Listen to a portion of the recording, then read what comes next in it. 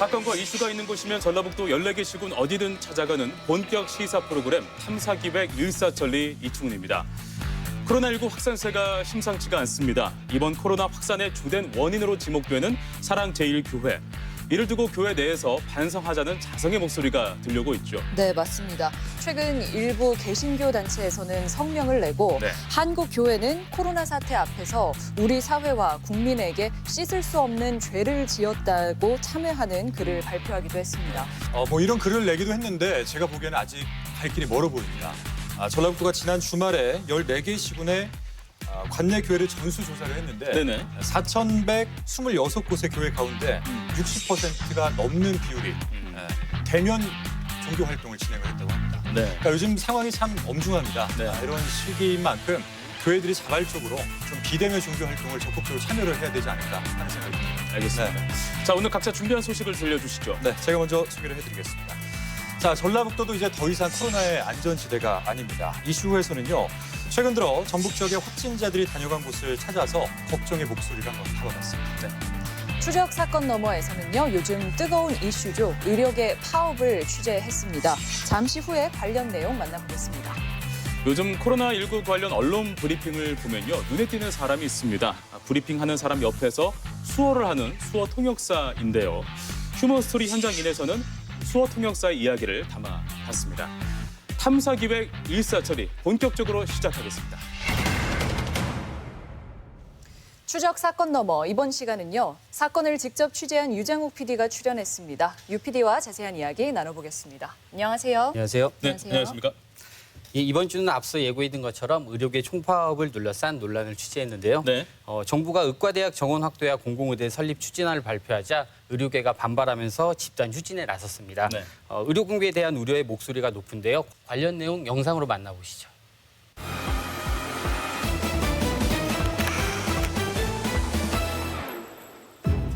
지난 8월 28일 새벽 5시경 경기도 의정부에 거주하는 30대 남성이 심장마비로 쓰러졌다는 신고를 받고 119가 출동했습니다. 반경 10km 안에 있는 병원에 이송을 요청한 구조대. 하지만 모두 이송 불가. 저희 안 돼요. 아니, 왜요? 사업 관련해서 CPR 환자를 수용할 수 있는 상황이 아니어서. 새벽 5시 43분 남성은 병원에 이송됐지만 결국 숨졌습니다. 또 부산에서는 40대 남성이 응급실을 찾아 울산까지 갔지만 황망하게 세상을 떠났습니다. 아니, 왜 부산에서 울산까지 가요? 처치를 받았더라면 결과가 바뀌었을까 하는 아쉬움이. 의사들의 집단 휴진으로 재빨리 치료를 받지 못하고 목숨을 잃는 환자들. 의사들이 환자 곁을 떠난 이유는 무엇일까? 지난 7월 23일 더불어민주당과 정부는 당정협의회를 열고 현재 의대 정원 3,058명을 한시적으로 늘리는 방안에 대해 논의했습니다. 2022년부터 최대 400명 늘려 10년간 한시적으로 유지한다는 내용입니다. 의사가 부족한 지방, 특수 전문 분야, 의과학 분야에 종사토록 할 계획입니다. 우리나라 인구 1,000명당 보건의료 인력과 공공의료기관 병상 수가 OECD 평균에 못 미친다는 분석. 특히 공공의료기관 병상 수 비중은 해마다 줄어든다는 것이었습니다. 그렇게나 줄어들고 있어요. 이는 영국 100%, 호주 70% 등 OECD 주요 국가들과 비교하면 최하위 수준. 이 같은 이유로 정부는 4대 의료 정책을 발표했습니다. 2022년부터 10년간 의대 정원을 총 4,000명 확대하고 폐교된 서남대 건물을 활용한 공공의대 신설, 한방 첩약 급여화 시범 사업 실시, 그리고 비대면 진료를 도입하겠다는 겁니다. 하지만 대한의사협회의 거센 반발에 부딪힌 의료 정책. 의사 수가 부족한 게 아니라 인원 배치를 잘못했다는 게 의사협회의 주장이었습니다. 갈등 국면이 형성되며 대한전공의협회 의사들은 병실 대신 거리로 나섰습니다. 지난 8월 7일 전북대병원 전공의들 역시 정부의 의료 정책을 4대 악으로 규정하고 24시간 파업을 강행했습니다. 네. 그로부터 일주일 뒤 집단 휴진에 들어간 동네 병원들. 사태가 심각해지자 의료계와 만남을 갖고 협의에 나선 정세균 국무총리. 하지만 의견차를 좁히지 못하고 전공의들이 순차적으로 휴진에 돌입하는가 하면 지난 8월 26일부터 사흘 동안 의료계는 두 번째 총파업을 진행했습니다. 네, 그렇습니다. 정부 정책을 비판하고 나선 전북의사협회. 보건의료 기본법이라는 것이 있습니다. 이 좋은 법을 놔두고 어떻게 이렇게 졸속으로 큰 정책을 할 수 있느냐. 집단 휴진에 나선 의사들. 하지만 코로나19가 빠른 속도로 재확산하는 상황에서 의료계가 파업에 나서며 진료 공백 사태가 발생하는 등 국민의 안전에 대한 우려의 목소리도 높습니다. 지금 상황이 정말 심각해지고 한마디로 있어요. 얘기하면 그렇죠. 집단 이기주의다. 이 시기에 휴진은 당장에 좀 멈춰야 되는 거 아니냐. 의사들이 파업하면 안 되지. 의사가 이 시간에 와서 환자를 보지 이렇게 많이 밀렸는데. 국민의 생명보다 자기의 밥그릇을 더 챙기는 것 같은 그런 기분이라서. 의료계 총파업 기간 동안 휴진 사실을 모르고 동네 병원을 찾았다가 발걸음을 돌리는 환자도 있었습니다. 닫았어요, 지금? 네, 하겠단 말이야. 사람들이 그렇지 말고 그게 닫은 것 같아요. 아픈 사람들 뭐 어떻게. 실제로 다른지 모르고 오신 분들도 있었어요. 응급의료센터도 상황은 마찬가지. 의사 총파업이 강행되면서 의료진 부족으로 진료를 거부당한 환자도 있었습니다. 응급실로 갔는데 진료가 안 된다고 그래서 많이 안 아프면 일반 병원으로 가는 게 낫겠다고 진짜 그냥 돌려보내는 대로. 아이고, 진료를 거부했어요. 환자를 내버려 두고 파업에 나선 의료진들. 환자와 보호자들이 할 수 있는 거라곤 그저 발만 동동 구르는 것뿐이었습니다. 청와대 국민청원 게시판에는 가족이 예정대로 암 수술을 받을 수 있게 도와달라는 호소글을 비롯해 애타죠. 국시 접수를 취소한 의대생들의 추후 구제를 반대한다는 청원글이 올라왔고 해당 글은 30만 명 이상의 동의를 얻었습니다. 30만 명 이상이요. 모든 대화 채널 다 열고 같이 논의해서 결정하겠다고 충분히 물러섰음에도 불구하고 의협이나 전공의협회에서는 지금 한 명이라도 전공의가 처분을 받으면 우리는 무기한 파업을 계속 강행할 거라고 완전히 갈 때까지 가보자는 식으로 이야기를 하시거든요. 이게 과연 누구를 위한 파업인지. 정부는 업무 복귀 명령을 받아들이지 않은 응급실 전공의 10명을 고발하고 대통령도 강하게 비판하고 나섰습니다. 정부는 국민의 생명권을 보호하기 위해서라도 휴진, 휴업 등의 위법한 집단적 실력 형사에 대해서는 단호하게 대응할 수밖에 없습니다. 의료계와 정부의 대립이 극으로 치닫으며 대한의사협회는 3차 총파업을 예고한 상황. 업무 개시 명령 미이행에 따른 경찰 고발 조치와 최근 공정거래위원회 고발은 부당한 공권력의 폭거로 우리의 요구가 수용되지 않을 때에는 9월 7일부로 제3차 전국의사 총파업을 무기한 일정으로 돌입한다. 파업을 예고하고 나선 의사협회. 그동안 의사들의 업무 공백을 메워온 의료진들마저 극심한 피로를 호소하고 있습니다. 더 이상의 파국을 막기 위한 협의가 간간히 이어지고 있지만 여전히 서로의 입장차를 좁혀나가지 못한 상황. 제작진은 전북의사협회 관계자를 만나 이들이 총파업에 참여한 이유가 무엇인지 들어봤습니다. 대한의사협회와 전혀 협의 한 번도 한 적도 없고 의료정책 4가지를 정부가 최근 들어서 일방적으로 시행을 발표를 했습니다. 이 부분에 대해서 의사협회에서 강력한 항의를 하고 의과대 학생들은 휴학투쟁을 들어갔고 전공의들은 진료 거부 투쟁으로 들어가는 상황입니다. 도내에서는 전북대 병원을 비롯해 원광대 병원과 예수병원 등 전공의 300여 명 가량이 파업에 동참하고 있는 상황. 상당히 많은 숫자가 파업에 동참 중이군요. 인력이 어제까지는 181명 전원이었는데 오늘은 이제 168명이에요. 그 갭을 교수들이 다 메우는 거죠. 또 의대생들도 파업을 지지하면서 도내 의과생 250여 명 가운데 97%가 휴학계를 제출하고 의사 국가고시 접수를 철회했습니다. 다행히 지난 8월 말에 있었던 2차 의료계 총파업에서는 도내 개원 병원의 10% 정도만 파업에 참여하며 큰 불편이나 혼란은 없었습니다. 하지만 응급실에서는 전공의가 없어 환자를 받지 못하는가 하면 전공의와 전임의의 의료 공백을 교수들이 대신 맡으며 수술이 미뤄지는 경우도 있었습니다. 코로나도 좀 심각한데 하더라도 좀 끝나고 나서 이렇게 목숨을 담보로 이렇게 사는 게 좀. 환자들은 절박한 거예요. 같이 서로 얘기하자고 그렇게 했는데 일방적으로 하는 거잖아요. 국민의 한 사람도 안 지켜. 의대 정원 확대와 공공의대 설립 등 4가지 의료 정책으로 인해 갈등의 골이 깊어진 정부와 의료계. 한 가지 분명한 것은 이 일에 환자들이 애꿎은 희생양이 돼서는 결코 안 된다는 것입니다. 네, 정부와 의료계 입장차가 극명하게 갈리고 있습니다. 네, 서로 어떤 점을 주장하고 있는지 그 차이점을 설명해 주시겠습니까? 일단 정부의 주요 정책은 크게 2가지입니다. 네. 의과대학 정원을 1년에 400명씩 10년간 4,000명을 증원을 해서 의료 사각지대에 투입을 시키겠다는 내용이고요. 네.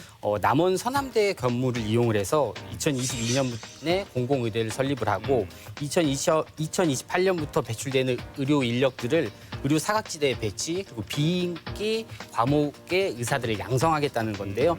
이에 대해서 이제 의사협회 측에서는 총 4가지의 이야기를 하고 있어요. 첫 번째는 일단 의대 정원을 위해서 의사 수가 늘어날 경우에는 아무래도 진료 횟수가 좀 늘어나겠죠. 진료 횟수가 늘어나게 되면 의료 보험에 대한 재정이 조금 감소될 수도 있는 거고, 그로 인해서 의사들의 의료 수가가 낮아질 수 있다. 그리고 공공의대를 설립하기 위해서는 막대한 예산이 투입된다고 해요. 네. 이 예산을 공공의료대에 투입하는 것보다는 현재 의료 서비스의 질 향상을 위해서 투입하는 게 더 바람직하지 않냐. 그리고 이제 한방 첩약 급여에 대해서도 반대를 하고 있는데, 흔히 말해서 저희 한약 이렇게 드시잖아요. 그렇죠. 이 한약이 앞으로 건강보험에서도 포함시킬 수 있도록 제도화한다는 건데, 만약에 한방 첩약에 급여가 될 경우에는 한방에 대한 안정성과 우려성에 대한 의문이 있기 때문에 이로 인해서 환자의 안전이 우려될 수 있다. 그리고 비대면 원격 진료가 최근 이제 코로나 사태로 인해서 많이 이제 도입이 됐는데, 이거를 정부 측에서는 제도화해서 앞으로 더 활성화시키겠다는 건데, 만약에 이런 원격 진료가 이루어지다 보면 의사들은 지금 대면 진료를 기본 원칙으로 그렇죠. 이야기하고 있거든요. 맞습니다. 이런 원격 진료로 인해서 환자의 피해가 발생할 경우에는 책임 소재의 불분명하다라고 해서 반대하고 있습니다. 이에 대한 그 의료협회 측의 입장 영상으로 한번 확인해 보시죠. 의사협회가 의료 4대 정책을 반대하며 총파업을 이어가는 이유는 무엇일까? 전북의사협회 관계자는 정부가 정보를 왜곡하고 있다고 주장합니다. 정부에서 말하는 것은 OECD에서 가장 낮다.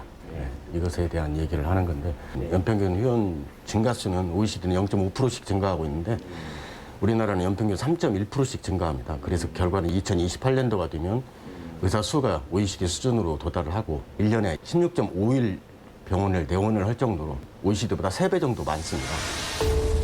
인구 1인당 1년 동안 병원을 찾는 횟수는 17회. OECD 평균의 2배 이상이기 때문에 정부의 의사 수가 적다는 주장은 말이 안 된다는 것. 이어 의사 수가 늘어나면 환자의 의료비 부담도 증가할 거라고 말합니다. 의료진 간의 경쟁이 치열해지며 비급여 진료를 늘리거나 과잉 진료를 해 환자 부담이 커질 수밖에 없다는 겁니다. 일본도 10년간 700명씩 증가를 시킨 사례가 있어요. 증가를 시켰더니 그 다음에 의료비가 3.5배나 증가됐어요. 그래서 다시 그 700명이 증원한 것을 10년 하다가 바로 없애버렸어요. 그 이유가 의사 수가 늘어나면서 의료비가 폭등하게 되는 거예요. 또 공공의대 설립은 실효성이 없는 정책이라며 해당 예산을 의료 서비스 개선에 사용하는 게 도움이 될 거라고 말합니다.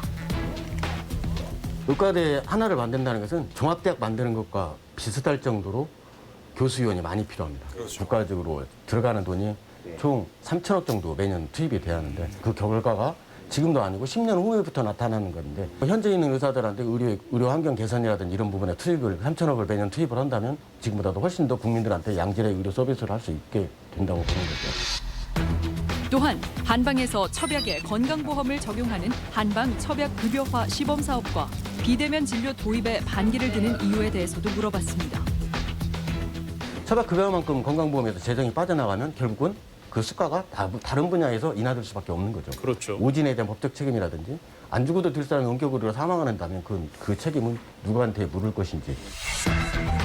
지역의 의사를 머물게 하고 의료 불균형을 해소하기 위해서는 지역의 의료 수가를 올리는 등 대안이 필요하다는 의사협회 관계자. 우리나라 의료 정책 자체가 저수가로 근근히 유지를 하고 있는 상황이어서 의료가 모든 기형적인 형태로 계속 진행이 됐어요. 제작진은 취재 도중 병원 운영에 어려움을 토로하는 어느 개원 의사를 만날 수 있었습니다. 솔직히 의사가 환자 곁을 떠난 것은 자살행위입니다. 이건 말도 안 되는 거예요. 그럼에도 불구하고 자꾸 나온 거 울고 싶어요, 진짜로. 솔직히 직원도 월급도 줘야 되고 하루라도 벌어야 되니까. 이번 달, 저번 달 집에 돈을 못 갖고 가요. 총합까지 이 정도예요. 저희도 정말 돌아가고 싶어요. 저 지금 돌아가고 싶어요. 환자들을 돌봐야 할 시간에 거리로 나온 의사. 그는 이번 사건을 계기로 의료 수가를 비롯한 제대로 된 의료 시스템이 갖춰져야 한다고 말합니다. 제가 환자를 75명 이상 봐야 실분기점이거든요. 코로나 때 진짜 환자분들 너무 기쁜 거예요. 왜냐하면 환자 없습니다. 환자 한 명당 2, 30분씩 철명이 됐습니다. 근데 그렇게 하면 100% 망해요. 시스템이 먼저 갖춰져요. 이런 문제에 대해서 그렇다면 지방 의료 수가를 올리면 지역별 의료 불균형 문제가 해결될 수 있는 것일까? 이게 정말 궁금했어요. 우리 보험 수가도 얘기하는데 그게 적어서 지방으로 안 가는 것이냐? 저희는 그렇게 생각하지는 않거든요. 2015년 기준 전문의 1인당 인건비는 울산이 2억 6천여 원으로 가장 높고 서울이 가장 낮은 것으로 조사됐습니다. 그럼에도 지역으로 가지 않으려는 의사들. 인건비가 낮아도 인구수가 많은 수도권에 의료진이 집중되며 지역별 의료 불균형 현상이 나타나고 있는 겁니다. 그러네요.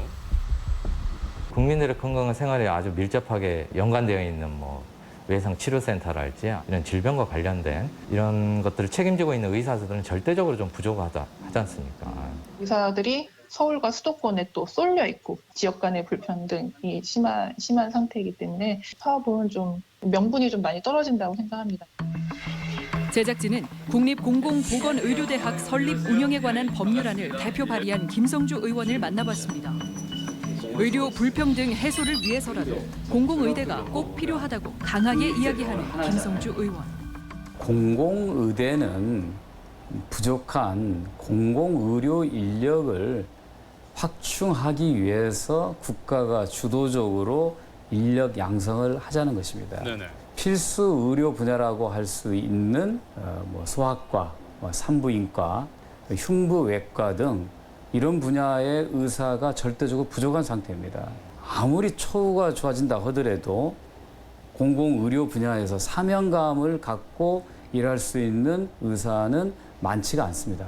그래서 국가가 책임지고 국민들의 생명을 지키기 위한 공공의료 인력을 양성해서 공공의료기관에서 일할 수 있도록 하자는 것입니다. 하지만 정부의 공공의대 설립 정책이 특정 집단에 특혜를 주고 의료의 질을 떨어뜨린다는 의료계의 비판.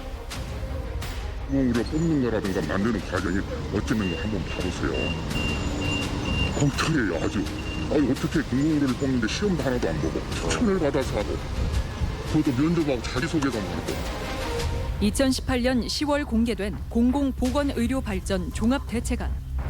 공공보건의료 인력 양성에 대해 시도지사 추천에 의해 해당 지역 출신자를 선발한다고 적혀 있습니다. 정치권에서까지 나서며 비판을 하자 학생 선발 등을 포함한 구체적인 내용들은 정해진 게 없다며 한 발 물러선 보건복지부. 국립의과대학이고 대학원 대학교의 형태이기 때문에 국립대학이 일반적으로 갖고 있는 전형과 학생 선발 전차에 따라서 진행될 것이지 임의로 누가 개인이 추천하고 그 사람을 입학생을 받아들이는 것은 대한민국에서 가능하지 않습니다. 어떤 법안에도 그런 내용이 들어있지 않고요. 시도 그 선발은 수요를 감안해서 배분한다. 이런 내용만 들어있고 나머지는 당연히 공정하고 투명하게 실력에 따라서 하는 것은 당연한 일이다. 방금 그 문서 때문에 이 같은 현장에 좀 사태를 혼란이 키운 있었어요. 정부 역시 좀 더 신중한 고민이 필요해 보인다는 지적도 나오고 있습니다. 정부가 의대 정원을 확대하는 건 취지는 좋으나 이런 세부 방안과 관련해서는 고민이 실제 좀 덜하다. 공공의대의 정원을 늘리고 국민들의 의료 사각지대를 줄여나가는 그런 방안을 마련하는 것이 오히려 좀 더 고민이 있는 정책이 되지 않았을까라는 생각은 듭니다. 정부가 파업에 나선 전공의를 고발하자 무기한 총파업으로 맞선 의료계. 대한의사협회는 이 모든 결과는 정부가 초래한 것이라고 지적합니다. 이 상황은 정부가 최악수를 뒀다고 봐요. 다음 전공의들이 선택할 수 있는 길은 사직서밖에 없거죠. 나머지 모든 의과대학생들은 휴학을 하게 될 거죠. 그렇게 되면 다음에 나오는 현상은 정부가 그렇게 간절히 원하는 의사 인력수가 배출이 안 되는 거죠. 그러면 정말 정부가 말하는 의료 중단 사태를 정부 스스로가 초래하게 된 것이라고 봅니다. 이러한 상황에서 대한전공의협의회는 지난 29일 파업 지속 여부에 대해 찬반 투표를 진행했고 1차 투표 결과 부결됐으나 재투표를 거쳐 파업을 강행하기로 해 국민들의 의료 대란이 당분간 지속될 예정입니다. 좀 걱정이에요. 의사분들이 일을 하시기에 어려운 환경이 있으면 파업은 하실 수가 있어요. 근데 어느 누구도 자기의 그 생존권을 걸고 파업을 하지 남의 목숨을 걸고 파업을 하진 않아요. 국민들한테 우리가 이렇게밖에 파업할 수 없는 이유를 봐주세요 말하는 건 전혀 설득력도 없고요. 네. 명분도 없고 정당하지도 않죠. 의료계의 노력이 그 어느 때보다도 필요한 시기. 불필요한 소모적 다툼을 줄이고 국민들의 불안이 더 이상 커지지 않도록 정부와 의료계 모두가 힘을 모을 때입니다.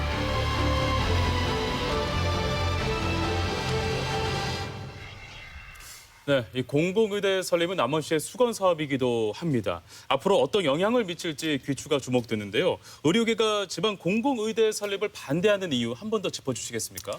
일단 뭐 누구나 다 아시겠지만 전북의 수건 사업이었거든요. 예. 이 서남대 건물을 다시 활용을 한다라는 거에 대해서 모든 도민들이 환영을 했을 텐데 그렇죠. 의료협회에서는 일단 아까도 말씀드렸다시피 공공의대에 투입되는 막대한 예산이 들어가기 때문에 네. 대략 의료협회에서는 3천억 가량이라고 얘기하는데 매년 이런 예산을 매년 의료 서비스 질 향상을 위해서 사용을 하면 더 의료의 질이 좋아지지 않겠냐고 얘기를 해요. 또 공공의대에서 배출된 학생들이 네.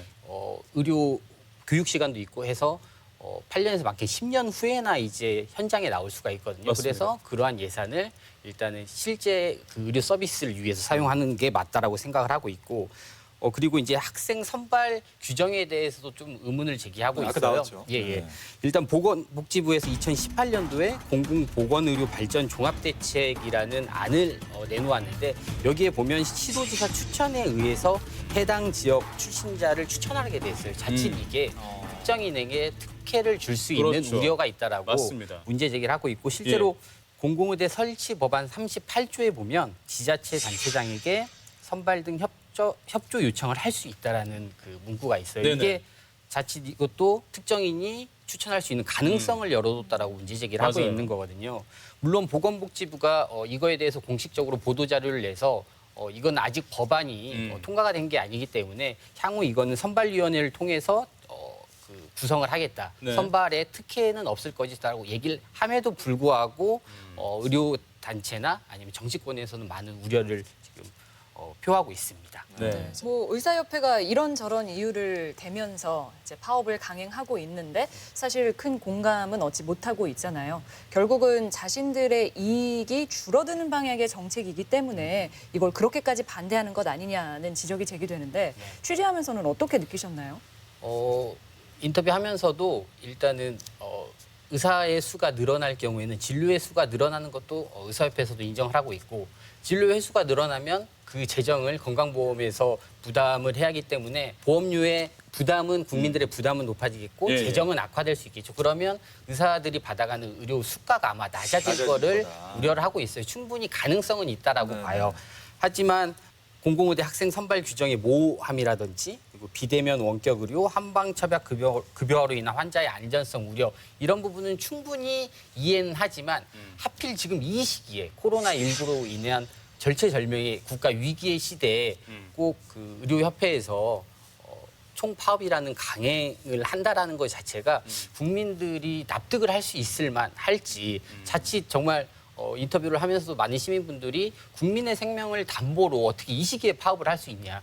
정말 정책에 대해서 문제 제기를 할 거면 이 시기를 좀 지나고 나서 코로나가 안정이 되고 나서 할 수 있는 거 아니냐.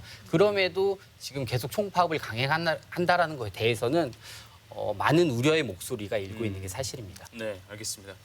이 시간에 의료계 총파업을 둘러싼 논란에 대해서 저희가 한번 대화를 나눠봤습니다. 오늘 나와준 유장 PD 고맙습니다. 네, 감사합니다. 고맙습니다.